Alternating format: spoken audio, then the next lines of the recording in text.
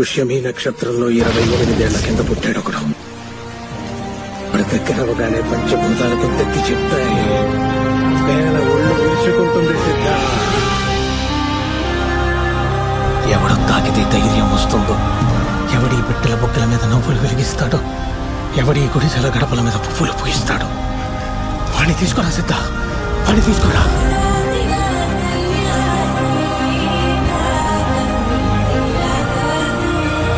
నేను దేవుడు కాదు, అర్థమైందా? దేవుడు స్వామి.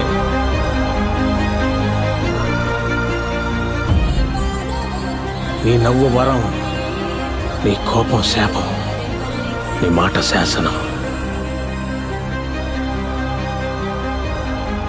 ఎవడురా వాడు? ఆ దేవుడు.